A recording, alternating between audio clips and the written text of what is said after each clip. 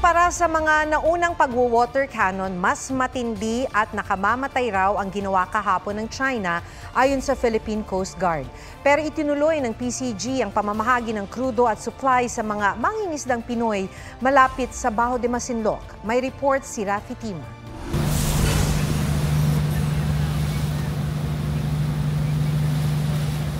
Makikita sa mapang ito kung paano umiwas ang aming sinasakyang barko sa mga pagharang ng China sa loob mismo ng Exclusive Economic Zone ng Pilipinas. Bumagal ang takbo ng dalawang barko, tinatansya at inaasess sa mga sirang tinamo nila.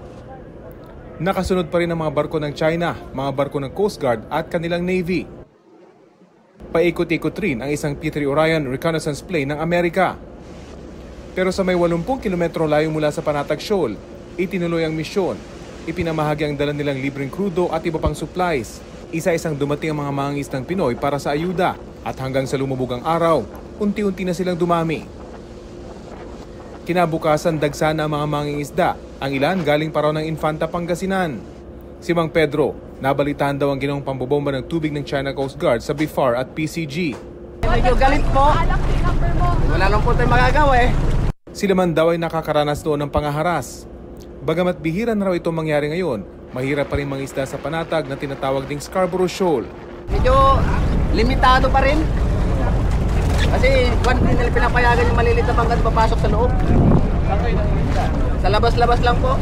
Malaking bagay daw ang libreng krudo, lalo pat ito ang pinakamalaking bahagi ng kanilang gastos tuwing pumapalaot. Abutin mo nung pan, may sa linggo. Okay. May extend kayo dahil dito sa fuel. Opo.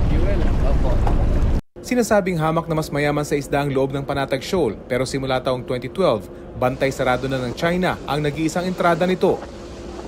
Ang mga tulad ni Mang Pedro, umiikot na lang daw sa mga payaw na nakakala sa mga baybayin ng Pangasinan at Zambales kapag mahina ang huli sa labas ng Scarborough. Ayon sa Philippine Coast Guard, hindi sila titigil sa pagtulong sa mga mangingisdang Pinoy kung saan man sila naroon. Mula dito sa West Philippine Sea, Rafi Tima nagbabalita para sa GMA Integrated News. Huwag magpahuli sa mga balitang dapat ninyong malaman. Mag-subscribe sa GMA Integrated News sa YouTube. Sa mga kapuso abroad, subaybayan nyo kami sa GMA Pinoy TV at sa www.gmanews.tv.